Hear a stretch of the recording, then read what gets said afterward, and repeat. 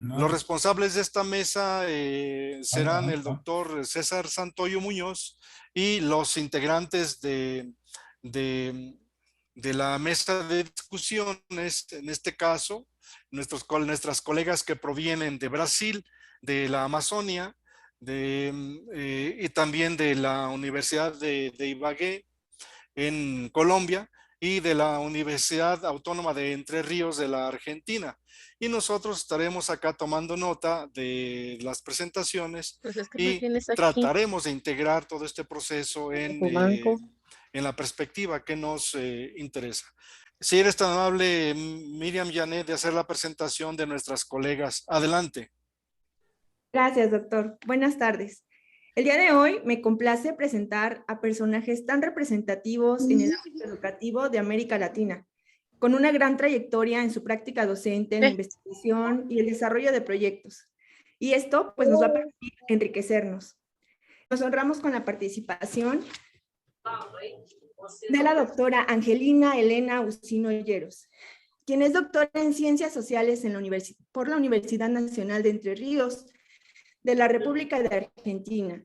Es maestra de Ciencias Humanas y Sociales, con una mención en Filosofía y Crítica de la Cultura Contemporánea por parte de la Universidad de París. Asimismo, es maestra en Ciencias en Educación, con una mención en Filosofía Política por parte de la Universidad Nacional de Entre Ríos. Tiene especialización en Filosofía por parte de la Red Federal de Educación y es profesora de Filosofía, Psicología y Pedagogía. La doctora Angelina Usino Lleros se desempeña como profesora asociada en la Cátedra de Epistemología por la Facultad de Humanidades, Artes y Ciencias Sociales en la Universidad Autónoma de Entre Ríos. Es profesora de maestría en Psicopatología y Salud Mental por la Facultad de Medicina en la Universidad Nacional de Rosario. Y también es profesora de maestría en Infancias y Juventudes de la Facultad de Humanidades, Artes y Ciencias Sociales. Por su parte, se ha desempeñado en el ámbito de la escritura, siendo autora de libros como La Introducción al Pensamiento de Alain Badiou, Las 4 Condiciones de la Filosofía, en el año 2008, Consideraciones en torno al problema de la justicia, en el año 2012, El no lugar de la desaparición forzada de personas, Relatos de Filosofía, Ética y Política, en el año 2013, Genealogía del Recuerdo, Hacer parecer las siluetas, en el año 2015, Algunos verbos que debemos conjugar para habitar el mundo, en el año 2015, Aguafuertes filosóficas, en el año 2018, y Los sofistas, en el año 2020. Doctor, pues es para mí un gusto escuchar los currículos de Marlene y de Angelina. Siempre he comentado yo que el trabajar con un cúmulo de Pléyades, pues siempre el universo va a brillar. Cuando hablamos de un elemento importante que es preescolar, siempre nos referimos a las niñas y a los niños que tienen la capacidad de desarrollar desde edades muy tempranas el pensar, el expresarse, el hacer preguntas que luego nos ponen a sufrir, el querer aprender, elaborar sus propias explicaciones, el interactuar con adultos y con sus pares, y que tienden a aprender mientras se van desarrollando. Hoy... Muy bien, ¿puedo comenzar entonces? Yo le envié a Antonio, por supuesto a quien le agradezco la invitación, un escrito de 5 páginas. Sí. Y hoy le envié un artículo que salió publicado este lunes, que también lo ofrezco como material, si les interesa a quienes cursan, doctorandos y doctorandas, que tiene que ver con una reflexión crítica desde la filosofía de la educación, podemos decir. Yo actualmente doy el seminario de epistemología en una maestría de infancias y juventudes, y bueno, estamos trabajando desde las diferentes situaciones socioeconómicas y culturales en Argentina que tienen que ver con la infancia. y que tienen que ver también con un recorrido histórico desde el siglo XIX hasta nuestros días. Yo titulé La escolarización de la infancia porque tanto la escuela pública como institución, como la infancia, son creaciones de la modernidad. Es decir, son creaciones que las podemos situar a partir del siglo XVII o comienzos del siglo XVII. Entonces mi idea un poco era ir leyendo y comentando ese texto que le envié a Antonio oportunamente. Sí. Y este es el libro, Las señoritas, de Laura Ramos, donde ella cuenta la historia de las maestras que trajo Sarmiento desde Estados Unidos para alfabetizar en el siglo XIX, que bueno, aquí hay un montón de paradojas que a nuestra historia en Argentina nos han desafiado y nos han caracterizado. Entonces voy a ir leyendo y comentando el texto. El pedagogo italiano Francesco Tonucci, en uno de los cómics de su libro Con ojos de niño, muestra bajo el título La maquinaria de la escuela a la institución escolar como una fábrica. Por un lado ingresan los niños y niñas, todos diferentes. Un grupo cae por un tubo que dice en un letrero al costado desechos, y los que han logrado pasar por las distintas habitaciones del edificio salen todos igualmente uniformados por otra salida. Dos planteos pueden realizarse, por lo menos, con esta imagen.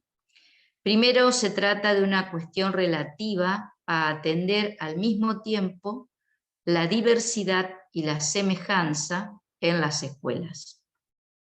Esto quiere significar que a pesar de las diferencias, podamos considerar al otro u otra como un semejante, como sujeto de derecho. Otro aspecto, en segundo término, es el de poder realizar una arqueología de la institución escolar que, según Michel Foucault, no es otra cosa más que estudiar los mecanismos de poder que han dejado sus marcas en los cuerpos, en los gestos, en los comportamientos. La educación en todos sus niveles, y en particular el de la enseñanza preescolar, ha necesitado de la definición de un estatuto de la infancia, la emergencia de un espacio específico destinado a la educación de los niños, la aparición de un cuerpo de especialistas de la infancia dotados de tecnologías y elaborados códigos teóricos, el reemplazo de otros códigos teóricos y la institucionalización propiamente dicha de la escuela. La obligatoriedad escolar decretada en el siglo XIX por los poderes públicos y finalmente sancionada por leyes. Recién yo lo citaba a Domingo Faustino Sarmiento, que fue quien desde distintos cargos relacionados con la enseñanza, que después desembocaron en la presidencia de la Nación. Cuando Sarmiento fue presidente, lo envió a su ministro de Educación, a Nicolás Avellaneda, a recorrer las provincias argentinas y ver cuál era el lugar más propicio para crear la primera escuela normal del país. Y la primera escuela normal se creó aquí en la ciudad de Paraná, donde yo vivo y trabajo, en el año 1871. Ahora bien, es interesante ver que en ese momento nuestro país, Argentina, estaba dividido por los que se denominaban unitarios y los federales. Los unitarios eran aquellos que centralizaban toda la actividad política, económica, jurídica en Buenos Aires. La provincia de Buenos Aires era en ese momento muy importante porque ahí estaba el puerto, donde salían y entraban todas las mercancías, los productos, en lo que después se denominó el modelo agroexportador. Y los federales, que eran quienes defendían la autonomía de las provincias. Es decir, que había dos países, un país que se concentraba en la provincia de Buenos Aires y un país que se repartía en las provincias que nosotros le decimos el interior, ¿no? El interior, por ejemplo, vivo en la provincia de Entre Ríos, forma parte del interior. Al mismo tiempo, en el siglo XIX transcurrió la llamada campaña del desierto, con Roca, que también fue presidente, donde exterminaron a los pueblos originarios que vivían en el sur, que vivían en la Patagonia Argentina. Y aquí se gestó un pensamiento que Sarmiento lo llamó civilización y barbarie. Civilización era todo lo que venía de Europa y de Estados Unidos, y la barbarie era la que estaba aquí, en esos pueblos originarios, en los gauchos, en los caudillos. Casualmente hoy en Argentina es feriado, 17 de junio, porque se conmemora a Miguel de Güemes, que fue uno de los caudillos que desde el norte del país lucharon para que las provincias pudieran tener su autonomía respecto de Buenos Aires. Entonces, digo esto porque casualmente el marco jurídico de la ley 1420 se gesta en 1880, la famosa generación de los 80 para nosotros, donde la ley 1420 dice que la educación preescolar y primaria debe ser gratuita, laica y obligatoria, lo cual ya generó desde ese momento una pelea con la Iglesia Católica, porque hasta ese momento los que se ocupaban de la educación de los niños eran las escuelas confesionales. Entonces esta generación del 80 se caracterizó por un distanciamiento con la Iglesia y con generar un marco legal donde ahí se gestó, por ejemplo, el matrimonio civil, la documentación desde que nacen niños y niñas a cargo del Estado. Y eso se fue replicando y repitiendo durante el siglo XX. De hecho, la década de 1960 hubo toda una lucha y una movilización que oponía a dos grandes sectores que eran la educación pública, defendida por un sector, y la pública y laica, y otro sector que quería retomar la educación en los términos religiosos. En Argentina, el presidente de la nación tiene que ser católico. Eso está en nuestra Constitución.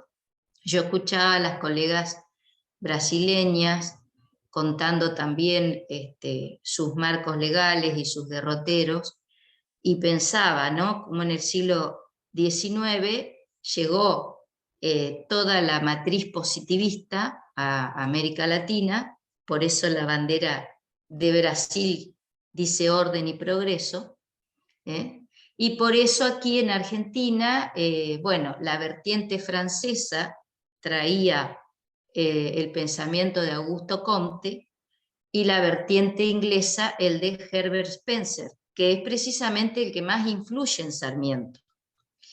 Sarmiento, que estaba exiliado en Chile, antes, por supuesto, de ser presidente, él es enviado por las autoridades chilenas a Europa. Él recorre Europa un poco para ver qué ideas pedagógicas, educativas podía traer para el sur de América Latina. Y todos los escritos de Sarmiento fueron de un gran desencanto acerca de los países europeos, y estando en Londres, él lee a Thomas Mann y se empecina por ir a Estados Unidos, concretamente a Boston, para conocer a Thomas Mann. Después fue la viuda, en realidad, de Thomas Mann quien apoya este proyecto de Sarmiento de traer maestras norteamericanas para comenzar a formar los maestros y maestras que van a dar clase tanto en el nivel preescolar como en el nivel primario. Y hay que decir que en el marco estrictamente normativo, legal, de esa ley 1420, de fines del siglo XIX, recién en la década de 1990 se sanciona la Ley Federal de Educación, que tenía como propósito la descentralización del sistema educativo y donde también ahí se fue cambiando la designación, porque nosotros hablábamos de un nivel preescolar o jardines de infantes o kindergarten. Depende de las épocas, fueron tomando distintas acepciones. En ese momento estaba la influencia de Pestalozzi por un sector de la formación de maestros, y por otro lado estaba la formación de maestros más inspirada en Jean-Jacques Rousseau, ¿no? El Emilio, el contrato social y demás. Eso lo podemos ver mucho en el caso de Argentina, como siempre existen estos sectores, ¿no? El sector que reivindica más las ideas que venían de Francia, o un sector que enfatizaba más las ideas que provenían de Inglaterra y de Estados Unidos. Lo cierto que, bueno, esta gesta que emprende Sarmiento trayendo las maestras norteamericanas, dejó por supuesto una gran impronta, porque Argentina siempre ha sido considerado el país más europeizado de América del Sur. Y también se gestó toda una cuestión de imaginario pedagógico con respecto a que teníamos que estudiar y pensar con el molde ideológico, filosófico, tanto europeo como norteamericano. En la década de 1990, cuando se sanciona la Ley de Educación Superior también, además de la Ley Federal, es ahí donde las carreras de magisterio, acá le decimos magisterio a las carreras de formación de maestros de escuelas primarias. Las maestrías son carreras de posgrado. Digo porque a veces depende del país, las denominaciones se refieren a cuestiones diferentes. Bueno, con la Ley de Educación Superior, las carreras de magisterio se transformaron en profesorados de nivel inicial, que era el antes denominado nivel preescolar o jardín de infantes, y los profesorados de nivel primario. Es decir, que las carreras que antes tenían 3 años, ahora tienen 5 años. Es decir, que un profesor o profesora de nivel inicial tiene que estudiar 5 años en la universidad. Y en Argentina conviven universidades públicas y universidades de gestión privada que son aranceladas. Sí es cierto que aquí la universidad pública goza de mucho prestigio, y de hecho se han creado tanto en los gobiernos del Frente para la Victoria y ahora el Frente de Todos, en muchas universidades públicas de lo que aquí se denomina el conurbano bonaerense, que es ese lugar periférico alrededor de la capital federal, que ahora se llama Ciudad Autónoma de Buenos Aires, donde se invirtió mucho la creación de estas universidades públicas que le dieron la oportunidad a una población de jóvenes que no tenían posibilidades de ir a otras universidades que les quedaban lejos de sus lugares de pertenencia, digamos. Bueno, Aquí yo, ¿por qué lo tomo a Foucault? Porque precisamente hace unos cuantos años ya, cuando emprendíamos la crítica a esa matriz positivista, Foucault nos inspiraba, y también muchos otros filósofos y sociólogos franceses, como por ejemplo Pierre Bourdieu, Jacques Derrida.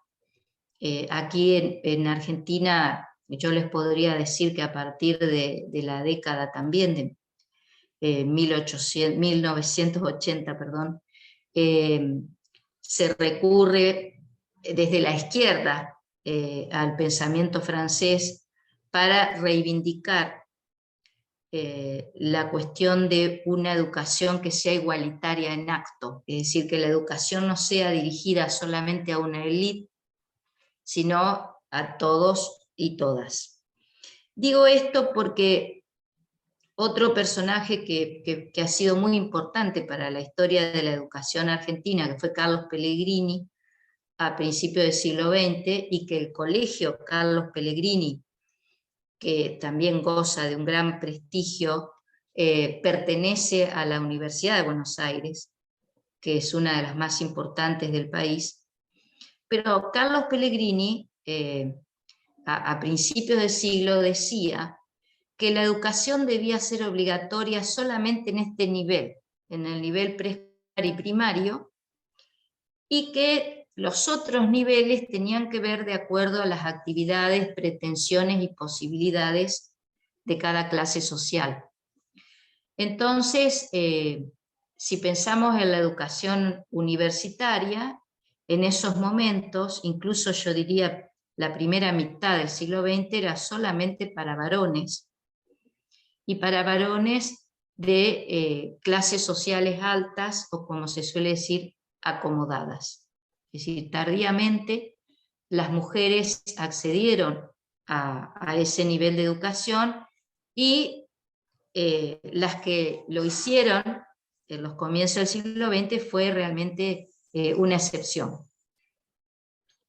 Bueno, más adelante yo planteo que se institucionaliza un conjunto de saberes a partir de un poder. Ese poder se despliega en un dispositivo que reúne procedimientos, estrategias y operaciones que hacen posible la creación de nuevos sujetos: alumno, docente, preceptor, director, ordenanza. Y se crea un destino para cada uno de ellos: estudiante, trabajador, profesional, graduado, licenciado, experto. Foucault entiende por dispositivo a un conjunto resueltamente heterogéneo, que implica discursos, instituciones, disposiciones arquitectónicas, decisiones reglamentarias, leyes, medidas administrativas, enunciados científicos, proposiciones filosóficas, morales, filantrópicas. Una red que pueda establecerse entre esos elementos del dispositivo, que es justamente la naturaleza del vínculo que puede existir entre esos elementos heterogéneos, entre aspectos discursivos y no discursivos, en los que existe un juego, cambios de posición, modificaciones de funciones, que pueden también ellos ser muy diferentes. Una especie de formación que en un momento histórico dado ha tenido como función principal la de responder a una urgencia. El dispositivo tiene pues una función estratégica dominante, es decir, cuáles fueron esos dispositivos que se aplicaron en diferentes momentos de la historia de la educación argentina, cuál fue su llegada, cuál fue su repercusión, teniendo en cuenta también que en nuestro país, a partir de 1930, la democracia fue interrumpida violentamente por golpes de Estado. Y que esos golpes de Estado, más allá de que después hubo un retorno a periodos democráticos, pero en democracia se vieron una serie de continuidades en la formación de maestros, la formación de investigadores, que tienen que ver con políticas muy conservadoras, políticas donde la educación también estaba vista para una élite, y los sectores más empobrecidos o marginados de nuestra sociedad eran asistidos, no tanto en el sentido del conocimiento, sino asistidos como grandes guarderías, digamos, donde a esa infancia pobre se le daba algo de comer y algún que otro libro para aprender los rudimentos de leer y escribir. Es cierto que Argentina durante mucho tiempo, también Uruguay y también Cuba, fueron países de altos niveles de alfabetización. Pero esa alfabetización después se vio deteriorada en gran medida por una serie de políticas, sobre todo de corte neoliberal. Aquí la discusión político-ideológica en términos pedagógicos también es bastante compleja, porque son neoliberales en términos económicos, pero en términos políticos siguen siendo conservadores. Bueno, el dispositivo que se despliega entre el saber y el poder nos lleva a definir la verdad como una construcción histórica y social, que desde la imposición del discurso verdadero en una época determinada, hace que los sistemas de objetos y los mismos sujetos ingresen o se marginen del esquema dominante de lo permitido y lo prohibido en un momento dado. La institución escolar, como creación de una determinada cultura que se origina desde la urgencia por transmitir un conjunto de saberes que se consideran verdaderos, tiene fecha de aparición y en su historia, desde su misma creación, podemos identificar los cambios procedimentales que se producen dentro del dispositivo escolar, desde el que se construyen los mecanismos de exclusión que delimitan la frontera entre lo legítimo y lo ilegítimo. La niñez es un invento moderno. Es el resultado histórico de un conjunto de prácticas promovidas desde el Estado burgués que a su vez lo sustentaron. Las prácticas de conservación de los hijos, el higienismo, la filantropía y el control de la población dieron lugar a la familia burguesa, espacio privilegiado durante la modernidad de contención de niños. La escuela, el juzgado de menores, también se ocuparon de los vástagos. La primera educando la conciencia del hombre futuro, el segundo promoviendo la figura del padre en el lugar de la ley como sostén simbólico de la familia. Es decir, que aquí las familias, digamos, de clase alta, más acomodadas, tenían institutrices, tenían nodrizas, maestros y profesores particulares, que eso también ocurría en el resto de América Latina. Incluso yo rescaté en estas historias de mujeres a las que hacía referencia hoy al comienzo Antonio, la figura de Adela Zamudio, porque en Bolivia las mujeres podían estudiar hasta tercer grado, y a partir de ahí ya las que continuaban estudiando en realidad eran autodidactas, porque no tenían posibilidad de ingresar a otros niveles de enseñanza.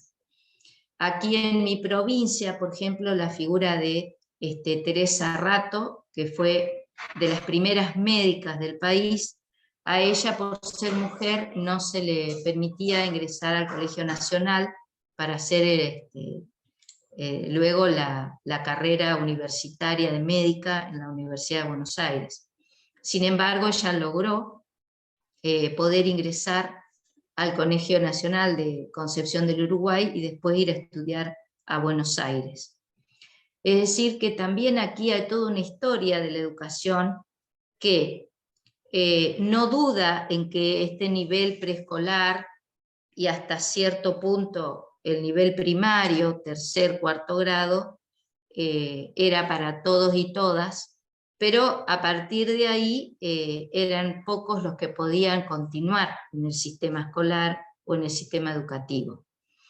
También hay que ver que en la década de 1990 comenzó a a gestarse un pensamiento opositor a la escuela pública, diciendo que la escuela pública era decadente, que los maestros y las maestras hacían paro, que estaban dominados por los sindicatos. Entonces comenzaron algunos empresarios argentinos a crear escuelas privadas, que yo les llamé las escuelas privatizadas, donde bueno, un sector importante de la clase media y de la clase alta no dudó en llevar sus hijas e hijos a esas escuelas, y la escuela pública quedó también en un imaginario relegada para los pobres. Aquí hay investigadores en educación como Daniel Filmus o Adriana Puigros, que han trabajado mucho este tema, acerca de que queda una escuela para pobres y una escuela para personas que están en mejor situación socioeconómica. Y esta cuestión también que heredamos del siglo XIX, donde lo que viene de afuera siempre es mejor a lo que generamos nosotros. Hoy lo citaban a Paulo Freire. Bueno, Paulo Freire es uno de los pedagogos que se toma desde la línea en defensa de la escuela pública aquí en Argentina. También se lo rescata mucho a Simón Rodríguez, el que fue tutor de Simón Bolívar, como la contracara de Sarmiento, ¿no? Basualdo y Blanco, que eran pedagogos, educadores uruguayos, un poco para contrastar ese otro pensamiento que siempre subestimaba lo propio para ensalzar lo que venía del exterior. Quiero decir en este punto que esa discusión que también nos divide y nos ha dividido a los educadores en Argentina, para mí personalmente no tiene sentido, porque en realidad lo que importa es cómo se realiza la recepción de estos pensamientos y desde dónde se los lee. Es decir, si nosotros vamos a leer a pensadores europeos para copiar y pegar, diríamos hoy, o si los vamos a leer desde una actitud de pensamiento situado, ¿no? Es decir, ¿qué significa leer un pensador francés, un pensador español o pensadora, por ejemplo, como María Zambrano, española? ¿Cómo podemos leer a Antonio Gramsci aquí y ahora, ¿no? También hay una corriente que lo rescata, por ejemplo, a José Carlos Mariátegui, el peruano, porque él leía pensadores europeos, pero los leía desde Perú. Él tenía una frase muy interesante que decía: peruanicemos al Perú. Es decir, cómo pensar nuestro país, nuestra región, en términos geopolíticos, nuestro sistema educativo, no dejando de leer a los pensadores europeos o norteamericanos, pero sí leerlos o leerlas haciendo este pensamiento de estas experiencias de situación.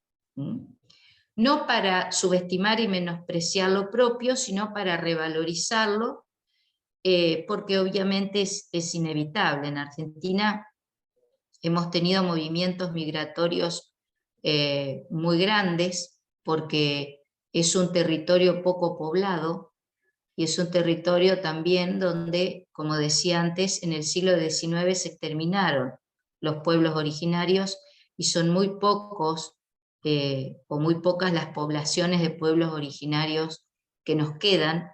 Entonces aquí no hubo nunca un proyecto educativo desde el Estado que reivindique y rescate a esos pueblos originarios, a su historia, a su lengua, por ejemplo los guaraníes en el norte, los mapuches en el sur, y así sucesivamente. Es decir, son muy pocos aquellos que rescatan esas culturas, veo que es muy diferente la situación, por ejemplo, en México o en Colombia, donde sí hay pueblos originarios que están presentes, que uno los puede ver y ver también cómo se han hecho actividades y proyectos que rescaten y revaloricen esos o esas culturas o esos patrimonios culturales, quería decir. Una vez que estuve en Tacámbaro, ahí en México, casualmente se estaba inaugurando una maestría que era bilingüe, o sea que tomaba tanto la palabra en español como la palabra de los pueblos originarios. Y Tacámbaro fue uno de los lugares más hermosos que conocí en México, aunque todos son bellos, pero siempre recuerdo esa experiencia, porque casualmente ahí lo que se reivindicaba era la lengua del pueblo originario que estaba en el lugar. Eso aquí en la Argentina no se ha dado, salvo en experiencias muy pequeñas que no... Yo soy de cerca de Tacámbaro, claro, sí, yo recuerdo perfectamente cuando fui, a mí me llevó Pepe Guzmán Ramírez a Tacámbaro, y fue una experiencia maravillosa. Y todo, en realidad, todo el recorrido, bueno, por supuesto, por Morelia, por Pátzcuaro, todos esos lugares que conocí que eran maravillosos, son maravillosos. Bueno, aquí yo planteo que la escuela no existe siempre, la tendencia a eternizarla en el tiempo, a naturalizarla, a llevarla al plano de lo que siempre ha sido y no debe ser rastreado desde su procedencia, necesita de una genealogía para su abordaje crítico. La historia, para Foucault, no es estructura, sino devenir, por eso la arqueología se transforma en su segunda etapa en genealogía. La genealogía es una tarea indispensable para percibir la singularidad de los sucesos, encontrarlos allí donde menos se espera, y en aquello que pasa desapercibido por no tener nada de historia, los sentimientos, el amor, la conciencia, los instantes. Yo creo que es muy interesante esto de pensar el método arqueológico, es decir, cómo se fueron formando en el discurso de la pedagogía, de la didáctica, por ejemplo, cómo se fueron formando estos espacios de poder, entendiendo al poder no en el sentido siempre negativo del poder como dominación, sino el poder como capacidad creativa.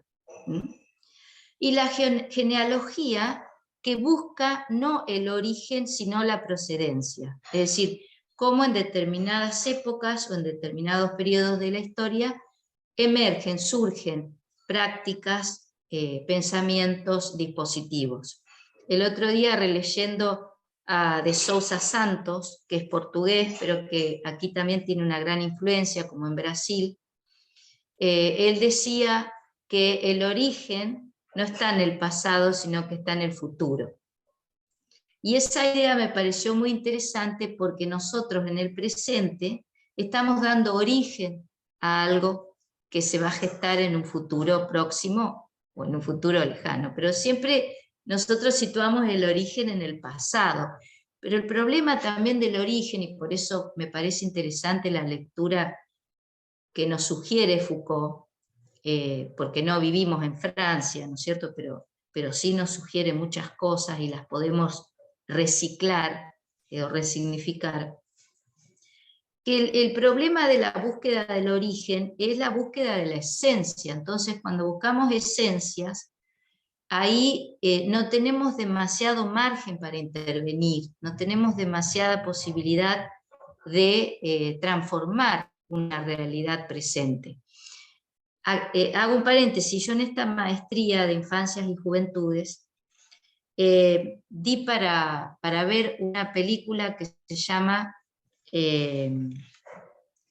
no me acuerdo porque no es Operación Esperanza. Yo después les voy a pasar todo el dato porque es el director de esa película, es alguien que viene de una villa miseria. Aquí en Argentina le decimos villa miseria a lo que en Brasil se llama favela.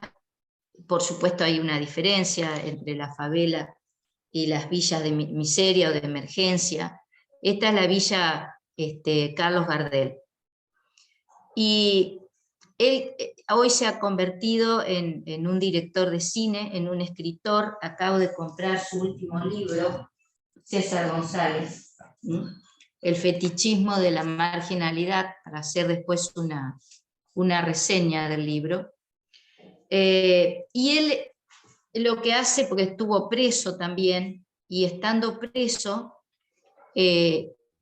pidió un día que le den un libro. Había un solo libro en la cárcel de Seiza, donde él estaba, y era 100 años de soledad de García Márquez. Y a partir de ahí no paró de leer. Siguió leyendo, y hoy, además de ser un director de cine, es un gran escritor, César González. Pero esa película es interesante porque él muestra cómo se vive en la villa. Siendo él de la villa, y que hoy, que ya es un personaje público, conocido, muy conocido, él sigue viviendo en la villa Carlos Gardel. Porque también lo que nos pasa es que hablamos muchas veces de la pobreza, de la marginalidad, de la exclusión. Lo digo incluyéndome incluso ahí, en ese lugar, pero no hemos pasado por la experiencia de vivir en esa situación de exclusión y de marginalidad. Incluso cuando hemos podido intervenir, en mi caso he capacitado maestras, maestros. Aquí cuando tuvimos momentos de crisis económicas muy fuertes, hemos ido desde la universidad a investigar y a trabajar en esos lugares, pero no hemos nacido ahí, ni hemos vivido ahí. Yo creo que lo de César González es muy interesante porque es alguien que nació y vivió en esa situación de extrema pobreza y necesidad, donde él cuenta que la primera vez que salió a robar fue para comprarse un par de zapatillas. Entonces,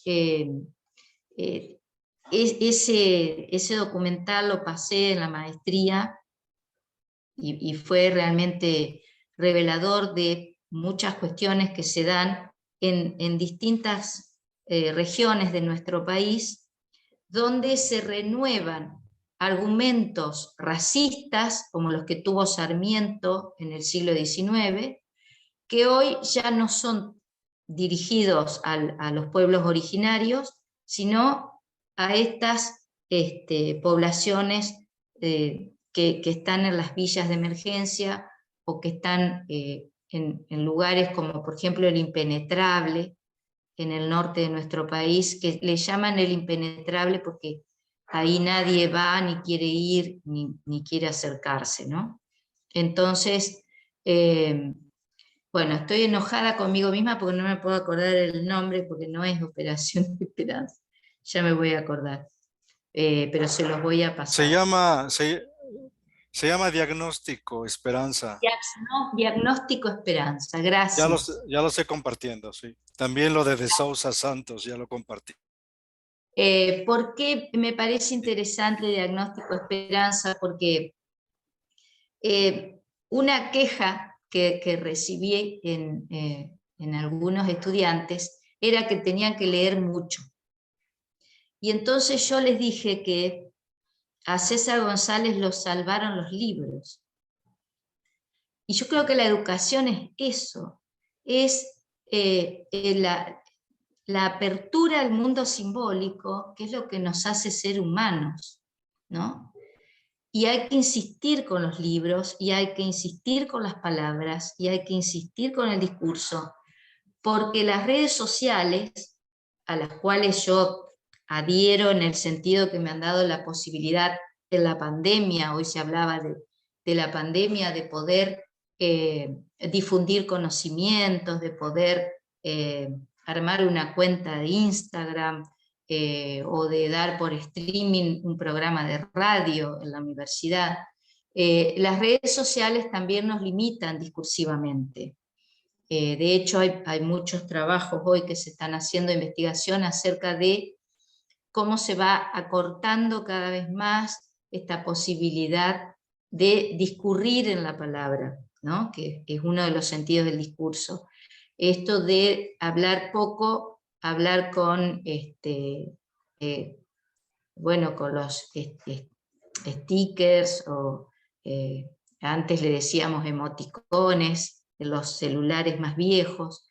Es decir, cómo volver a la lectura y volver a esta posibilidad de trabajar en grupo, de trabajar, bueno, hoy se usa mucho acá la palabra trabajar en equipo, pero donde hay un avance del individuo por sobre el sujeto político, el sujeto social, el sujeto de conocimiento, retomar a ese sujeto que se ha ido perdiendo como sujeto colectivo, la educación como proyecto de una comunidad, de una sociedad, ¿no?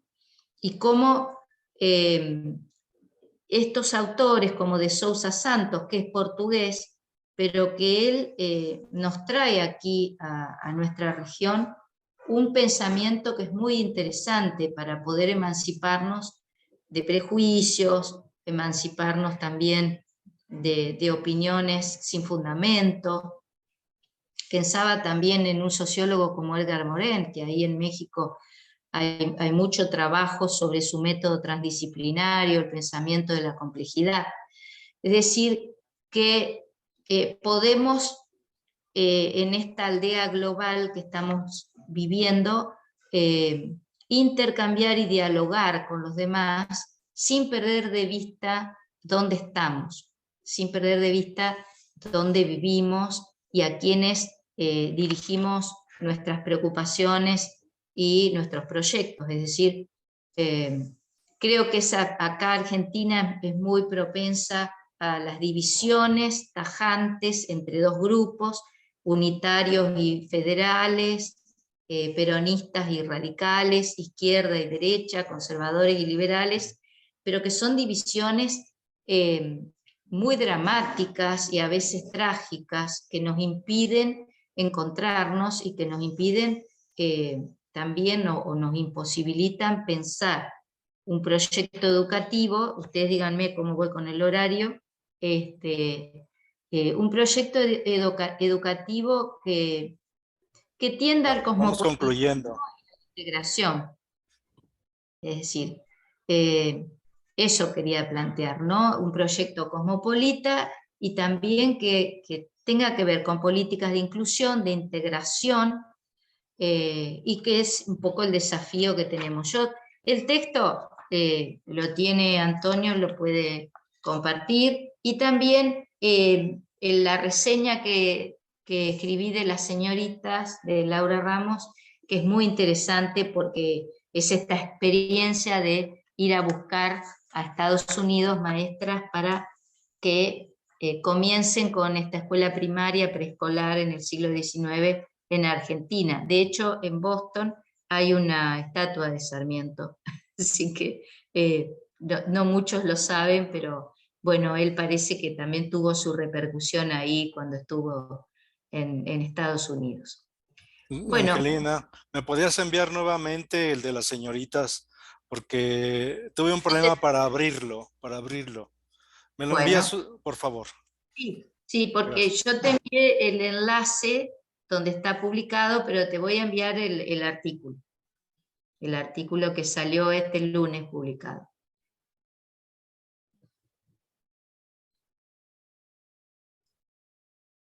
Sí, Los yo dos, si es posible. bueno, Gracias. te envío los dos. Gracias. Gracias. Sí, Eso, digo esto nada más, César, que todos los lunes yo publico en el diario aquí de la provincia, de la ciudad, que es un diario que tiene más de 100 años. En la contratapa lo querían llamar la cápsula de la memoria. La cápsula de la memoria es imaginar que un grupo de jóvenes, cuando desaparecen los libros, encuentran en el delta entrerriano, que es acá al sur de mi provincia, que limita con Buenos Aires, una cápsula donde hay libros. Y entonces ellos acostumbrados a ver todo a través de lo digital, encuentran los libros, empiezan a leer esos libros. Y bueno, yo todos los lunes publico una reseña de un libro y se llama La cápsula de la memoria. Eso Excelente. nomás. Está muy bien. Fíjate que nosotros tenemos acá, yo tengo un proyecto de publicación que se llama Textos sobre Textos. Y a veces lo publicamos en la revista Panorama Universitario y es un entrenamiento a la escritura académica para estudiantes de posgrado. Está muy bien en la reseña de los textos. Sí. César, ¿cómo va, Angelina? Bien, casi cerrando el tiempo, le quedan 2 minutos Pues mira. en su proceso. Bueno, justo, puedo decir muchas gracias. Todos los que están aquí.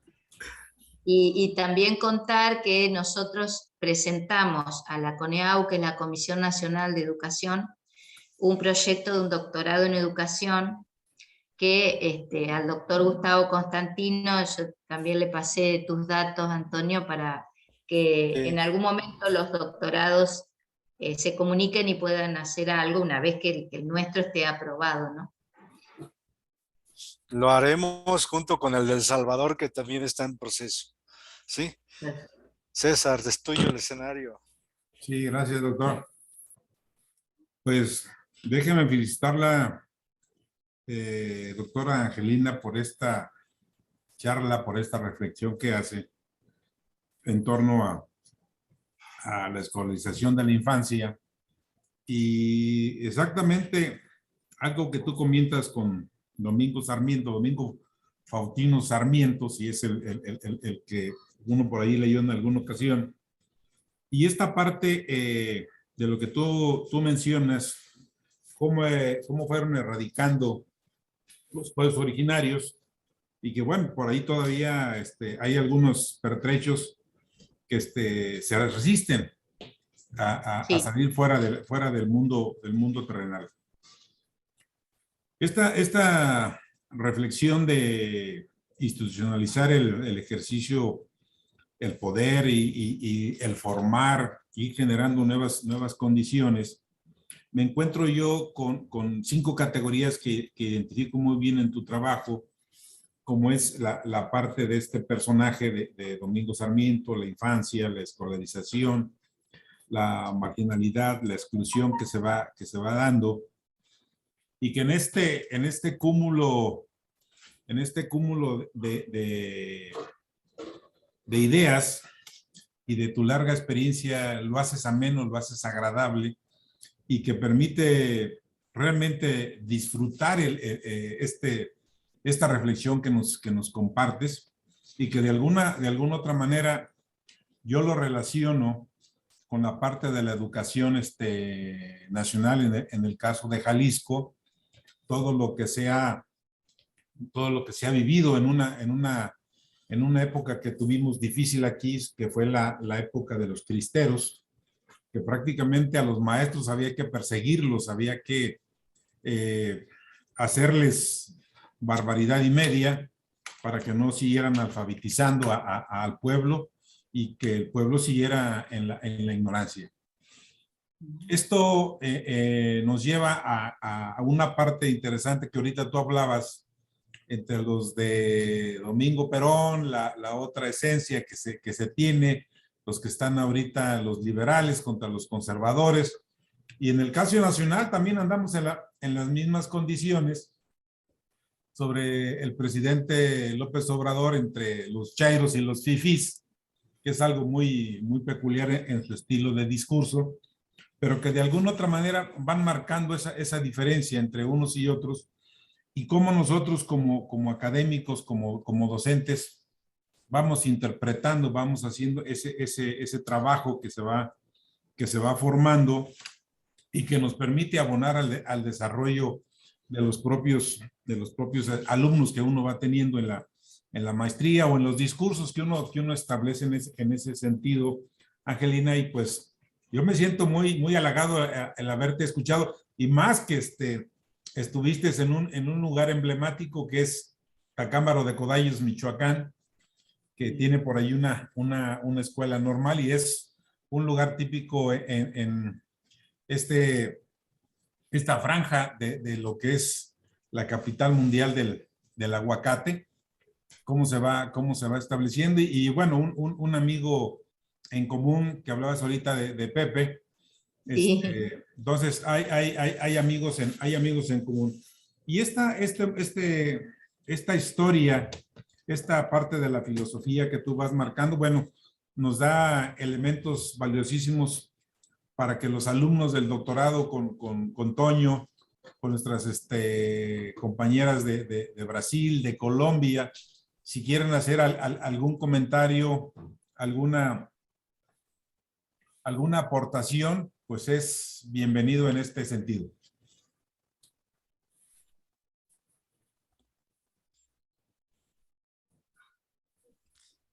Ahí, a ver, Olga, ahí está, está Olga y está Monse, que son de ahí de la región y que habrán de decir que ahí fue la primera universidad de América, la primera, en este caso, la primera escuela normal de América, la rural, ahí en Tacámbaro se instaló. Pero bueno, Así, pues el escenario es de ustedes. sí, sí. A ver, que nos platique allí la alumna Olga Bolaños de la Alberca, si todavía siguen ahí filosofando en el entorno de la propia alberca en el cerro, o ya se acabó esas historias No, de ir platicando. todo sigue. Son lugares, muy bonitos. Es un ojo de, ¿cómo lo dicen? De volcán. Ujú. Y hay muchas historias sobre ello. Yo quisiera, pues, comentar sobre esto que hablan sobre la pandemia, lo que nos deja, bueno, a mí como docente. Creo que lo que más valoré de la pandemia es el hecho de darme cuenta de que como docentes somos un gran equipo con los padres de familia, sobre todo en preescolar, porque sin ellos no hubiéramos podido seguir con nuestras clases a distancia, dependíamos totalmente de los padres de familia. Y fue algo que en lo personal se quedó de hacerles saber cómo los niños van transitando por procesos y que hay que respetárselos a los niños. A veces las mamás no tienen esa tolerancia o quieren que tengan otros avances y frustran a los niños. Entonces el hecho de tener esas pláticas de madres de familia con docentes, nosotros que conocemos un poquito más sobre el desarrollo de los niños, a ellas les ayudan mucho, incluso pues con algunos niños que nosotros detectamos que tienen algún problemita, pienso que como por ejemplo de lenguaje o así, si no los niños no asistieran a preescolar, se detectarían un poquito más después. Y hablando de estas situaciones, creo que es un día perdido para cada, o sea, ¿cómo lo digo? Para las enfermedades, un día que no se sabe es un día perdido para ellos, ¿sí? Entonces tener estas pláticas con los padres de familia es algo que yo valoro mucho. En otro punto, creo que también como ayer nos lo explicaba mi compañera Gabriela, el tener estas 4 condiciones en nuestro plan que ahora nos presenta el gobierno, nos va a dar una gran amplitud como docentes, porque nos habla de las 4A, de la asequibilidad, la accesibilidad, aceptabilidad y adaptabilidad, ¿sí? De saber que todos los niños tienen el derecho a la educación y de que tiene que estar al alcance de los niños, que debe de estar también, que no se les dificulte, que tanto los niños que, por ejemplo, están en un hospital o los que están pasando de migrantes de los países de Sudamérica hacia Estados Unidos, todos ellos tienen que tener la educación de aceptar, respetar sus procesos de los niños, de que se sientan a gusto dentro de la escuela, de que sea un espacio equitativo, inclusivo, de que sea más bien la escuela que se adapte, se adecue a los alumnos a sus necesidades. Sí, todo esto nos da un gran escenario, un reto para los docentes, porque ahora que podemos hacerlo de manera presencial, que la pandemia quedó atrás y que ahora sí podemos estar con los niños, que ya valoramos ese tiempo que teníamos, de estar mano a mano con los alumnos. Entonces, creo que tenemos mucho por hacer todavía. Y pues sí, creo que es lo más importante, como tener respeto, ¿sí? A todo, a los procesos, a todo. Esa sería mi participación. Gracias. Bueno, muchas gracias. Yo quería comentar algo porque, bueno, no sé en México, pero aquí en Argentina los sectores más conservadores estigmatizan negativamente, por supuesto, el término populismo. Y el populismo, bueno, ya esa palabra acá sirve para designar cuestiones diversas, pero por ejemplo, un gobierno que siempre es señalado como populista, antes de la pandemia puso en marcha el Plan Conectar Igualdad. Y el Plan Conectar Igualdad fue darle a todos los niños, sin excepción, niños y niñas, una notebook, ¿no? Entonces, cuando comienza la pandemia, gracias a que tenían esa notebook, se pudieron conectar porque no se podían dar clases presenciales. Pero se ataca a eso, y yo creo que el problema, desde estos sectores, el problema es tapar con esta crítica al populismo lo que son políticas de Estado, políticas de educación, políticas inclusivas en educación. Entonces, el problema es que hay tal confusión, hasta yo diría mediática, discursiva, que el discurso político va en retirada y le da lugar a otros discursos que intentan reemplazar las políticas educativas con lógicas de mercado, ¿no? Entonces, vuelvo a lo que les decía antes, que la escuela privada quede para sectores más favorecidos y la escuela pública con muchas limitaciones y cuestiones muy rudimentarias para los más pobres o menos favorecidos, como dice un pedagogo norteamericano, sigue a Rawls, y entonces habla de los más favorecidos y los menos favorecidos con él. Gracias, Carolina. Gracias. Itzel, Fabián, si nos puedes comentar. ¿Qué tal? Buenas tardes. Bueno, yo a lo largo del discurso me sentí muy identificada, ¿no? con esta charla acerca de lo que sucede en la Argentina, y creo que también es algo muy parecido a lo que hemos estado viviendo nosotros dentro de nuestro México, un México pues también dividido, ¿no? Por ideologías, donde a veces nuestra educación se ve demasiado afectada porque no tenemos a veces un sentido o un rumbo hacia dónde dirigir esta educación, porque por un lado están los que quieren el poder, por el otro lado los que no se quieren someter. Entonces ha sido una lucha bastante ardua, con derramamiento de mucha sangre también, porque ha sido difícil mantenernos como en alguna ideología específica, porque no se ha podido. Y justamente eso que hablan acerca de los indígenas, creo que también ha sido un poco difícil que estén ahorita donde están, porque también han sido demasiado oprimidos.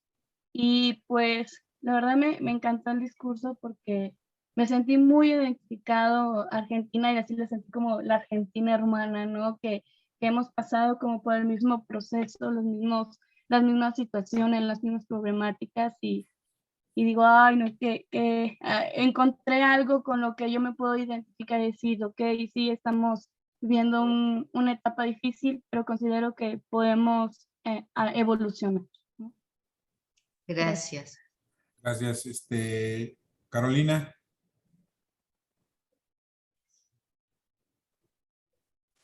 Perdón, antes de mí estaba Gaby. No sé si le quieran dar la palabra. No, adelante, Caro. Aprovecho para decirte qué hermoso tu cabello. Gracias, Gaby, gracias. Concuerdo con Itzel, con la doctora Angelina. Actualmente hay dentro de la SEP hay un curso que se llama Plan de Mejora Continua. Lo que usted comentaba, doctora, era que durante la pandemia, pues se les dieron como, bueno, como computadoras, Notebook. ajá, notebooks, ajá, sí, a los niños para seguir. Bueno, Pues ya mandó. el plan, el curso o el objetivo que tiene dentro de la SEP es seguir con las clases híbridas.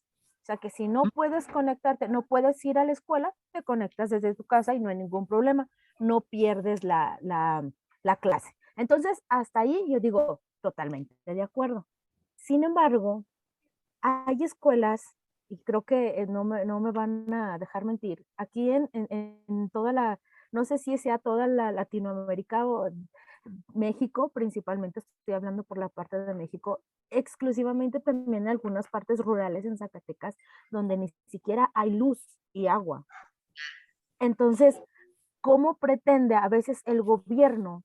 ¿Cómo pretende el gobierno? Pues que el niño se conecte a sus clases en internet cuando ni siquiera hay luz y agua.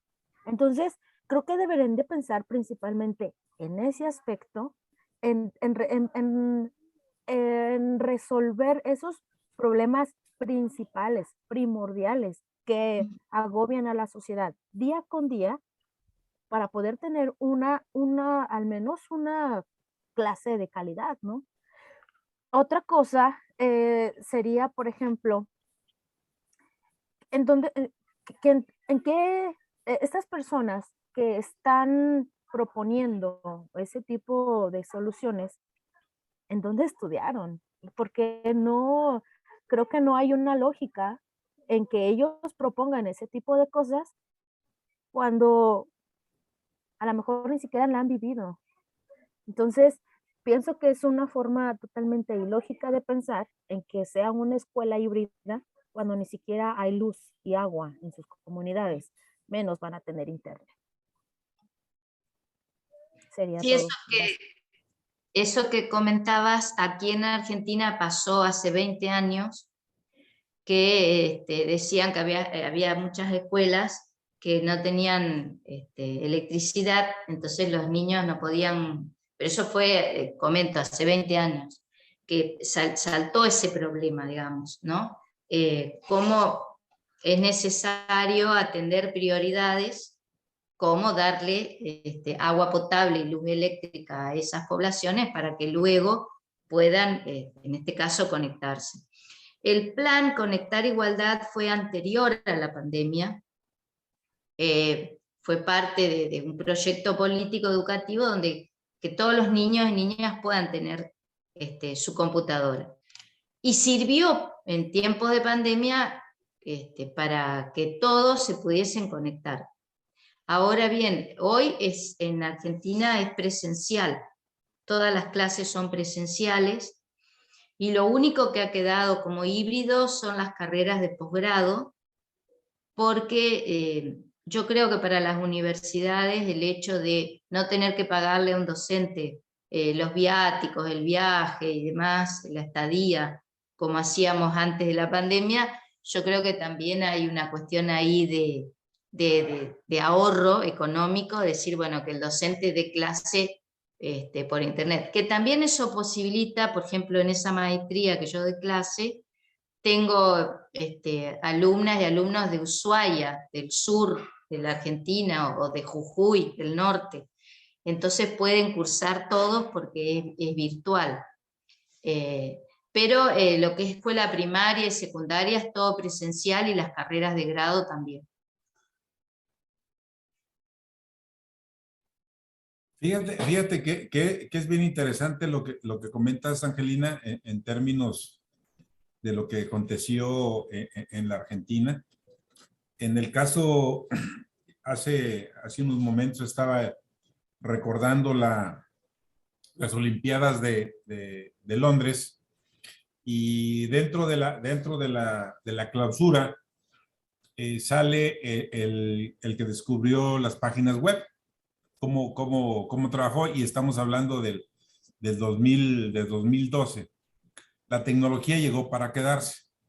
Efectivamente, lo que dice Carolina, hay lugares en cualquier parte del mundo que a veces no tienen acceso a la energía ni al agua, y eso genera situaciones muy difíciles.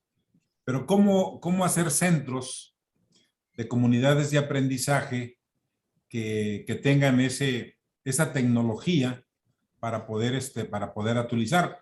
Si alguien tiene un celular, bueno, puede compartir a través de la conectividad que se establece, o invertirle.